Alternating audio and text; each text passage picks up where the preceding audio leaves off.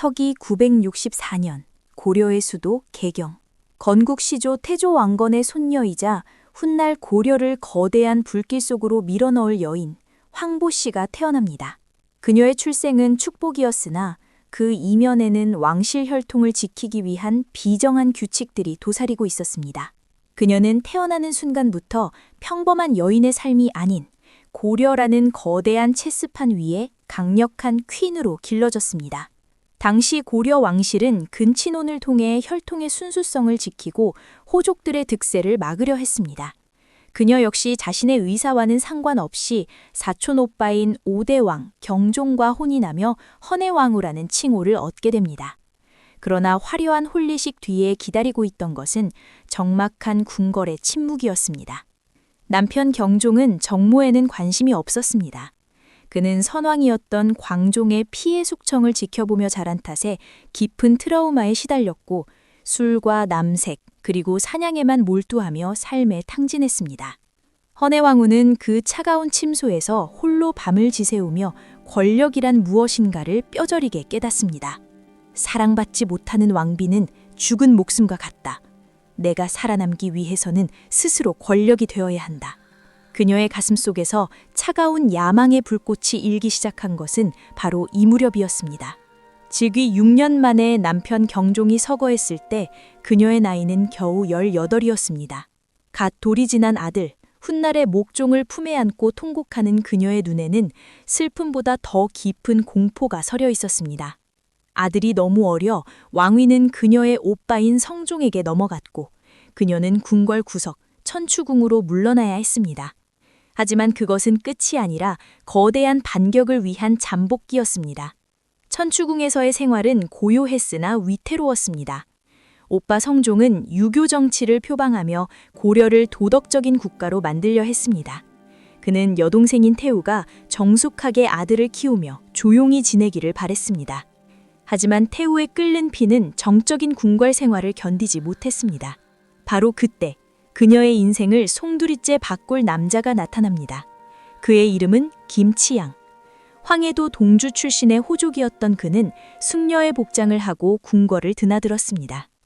기록에 따르면 그는 외모가 매우 수려했으며 여성을 사로잡는 기묘한 매력과 천부적인 수완을 지녔다고 합니다. 심지어 야사에서는 그의 남성적 상징이 수레바퀴를 끌 수 있을 만큼 거대했다는 파격적인 묘사까지 남겨두었습니다.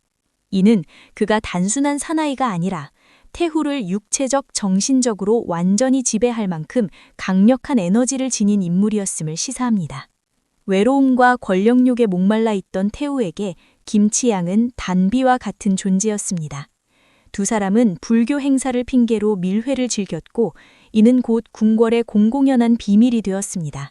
성종은 이 추문을 듣고 경노했습니다. 유교적 도덕성을 강조하던 성종에게 여동생의 외도는 왕실의 수치였습니다. 성종은 김치양을 잡아 곤장을 치고 먼 변방으로 유배를 보냈습니다. 태후는 눈앞에서 정인이 끌려가는 것을 보며 피눈물을 흘렸습니다. 오빠, 언젠가 이 대가를 치르게 해줄게. 그녀는 천추궁의 어둠 속에서 김치양에게 밀서를 보내며 때를 기다렸습니다. 그리고 기회는 생각보다 빨리 찾아왔습니다. 997년 강력한 카리스마를 가졌던 오빠 성종이 갑작스럽게 서거한 것입니다. 이제 태후의 아들이 고려의 7대 국왕 목종이 즉위했고 태후는 기다렸다는 듯 유배지의 김치양을 불러들여 조정의 핵심 요직에 앉혔습니다. 이제 개경의 주인은 국왕 목종이 아니라 그의 어머니 천추태후와 그녀의 남자 김치양이었습니다. 천추태후가 섭정을 시작하자 고려의 정치는 기묘한 방향으로 흐르기 시작했습니다. 김치양은 우벅야라는 고위직을 맡아 인사권을 완전히 장악했습니다. 그는 자신의 친인척과 수하들을 요직에 배치했고 심지어 대궐 바로 옆에 왕의 궁궐보다 더 화려한 대저택을 지어 권세를 과시했습니다. 백성들은 길에서 김치양을 만나면 왕을 만난 듯 엎드려야 했습니다. 하지만 태후의 정치는 단순히 사적인 욕망에만 머물지 않았습니다. 그녀는 성종시대의 지나친 친송 그리고 유교 중심주의에 반기를 들었습니다. 그녀는 고구려의 기상을 되찾아야 한다고 믿었습니다. 서경, 즉 평양을 호경이라 불러 제2의 수도로 극상시켰고 북방 영토 확장을 위해 군비를 강증했습니다. 그녀는 고려를 황제국이라 인식하며 자주적인 외교를 펼쳤습니다. 이런 면에서 그녀는 분명 시대를 앞서간 여걸이었습니다. 문제는 권력의 정점에서 태후와 김치향 사이에 아이가 태어나면서 발생했습니다. 1003년 태후의 산실에서 우렁찬 아기의 울음소리가 터져 나왔을 때 고려 조정은 경악에 빠졌습니다. 왕의 어머니가 정부와의 사이에서 낳은 사생아. 김치향은 이 아이를 목종을 뒤를 이을 왕으로 만들겠다는 미친 야욕을 품었습니다. 내 피를 이어받은 아이가 이 나라의 주인이 되어야 한다. 김치향의 이 한마디는 고려 왕실에 대한 정면 도전이었습니다. 하지만 그들에게는 넘어야 할 거대한 벽이 있었습니다. 바로 태후의 여동생인 헌정왕후가 낳은 아들 대량원군이었습니다. 대량원군은 태조 왕건의 유일한 직계 혈통으로서 백성과 신하들의 절대적인 이지를 받고 있었습니다. 김치향과 태후에게 조카인 대량원군은 이제 사랑스러운 가족이 아니라 반드시 죽여 없애야 할 사냥감이었습니다. 천추태후의 모성애는 광기로 변했습니다. 그녀는 자신의 사생아를 위해 조카를 죽이기로 결심합니다. 그녀는 먼저 대량원군을 강제로 출가시켜 개경 밖 순교사로 보냈습니다. 하지만 개경 근처에 두는 것조차 불안했던 그녀는 그를 다시 삼각산의 깊은 골짜기, 신할사라는 작은 절로 유배 보냈습니다. 이제부터 역사상 유례를 찾기 힘든 끔찍한 암살 작전이 시작됩니다. 태후는 신열사로 수시로 독이 든 음식과 자객을 보냈습니다. 어느 날은 맛있는 떡이라며 독을 넣은 음식을 보냈고 어느 날은 왕의 명령이라며 자객을 급파했습니다. 당시 대량원군을 지키던 신열사의 주지스님은 지혜로운 노승이었습니다.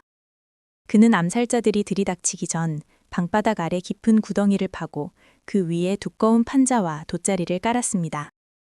자객들이 문을 박차고 들어와 칼로 방바닥을 쑤시고 천장을 찌를 때 12살 어린 소년이었던 대량원군은 그 어두운 구덩이 속에서 자신의 입을 틀어막은 채 숨을 죽였습니다.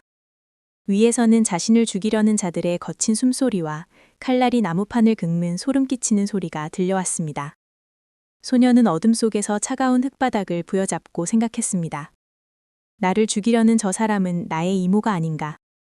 왜 나는 태어났다는 이유만으로 이런 고통을 겪어야 하는가? 태후는 조카가 죽었다는 소식이 들려오지 않자 더욱 초조해졌습니다.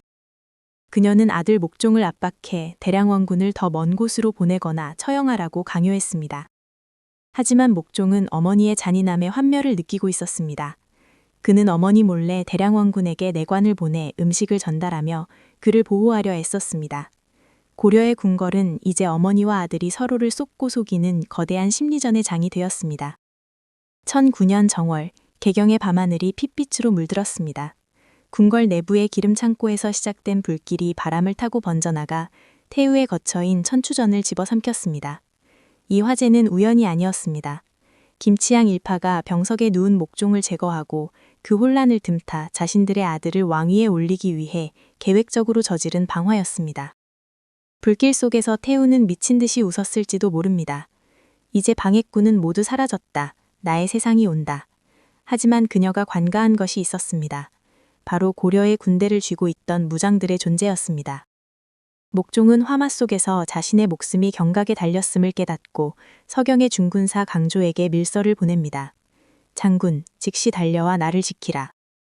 강조의 진격은 번개와 같았습니다.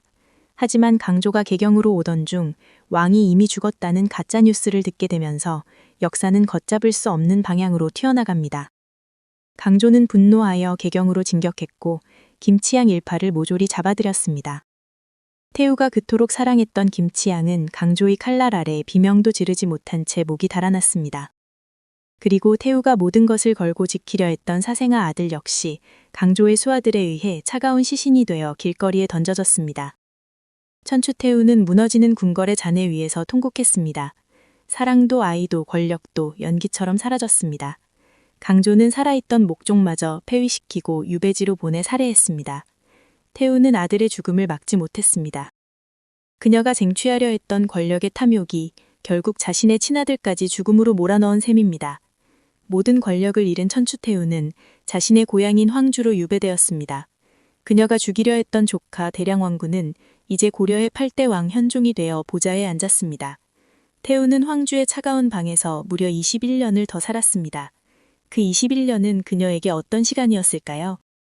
그녀는 유배지에서 거란의 40만 대군이 국경을 넘었다는 소식을 들었습니다.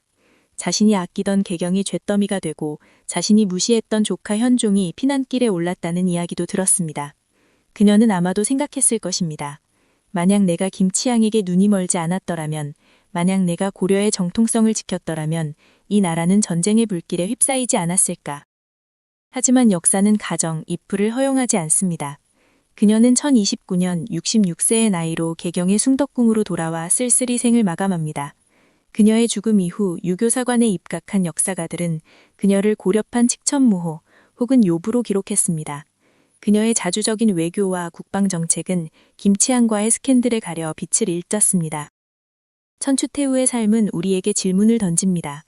그녀는 진심으로 고려를 강한 나라로 만들고 싶었던 여걸이었을까요?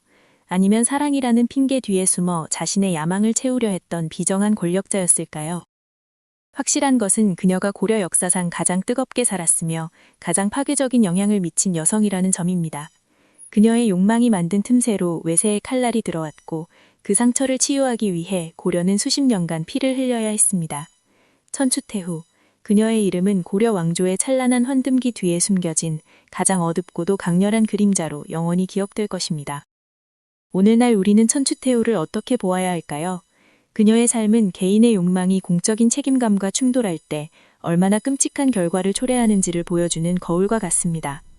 또한 한 시대를 호령했던 권력자도 결국 시간의 흐름 앞에서는 한 줌의 재로 돌아간다는 허무한 진리를 일깨워줍니다. 그녀가 죽은 후 1000년이 흘렀지만 개경의 옛터에는 여전히 그녀의 한 맺힌 숨결이 남아있는 듯합니다. 권력과 사랑 그리고 배신으로 점철된 그녀의 대서사시는 오늘날을 사는 우리에게도 여전히 유효한 경고를 던지고 있습니다. 당신의 욕망은 무엇을 향하고 있습니까? 그리고 그 욕망이 타인의 삶을 파괴하고 있지는 않습니까?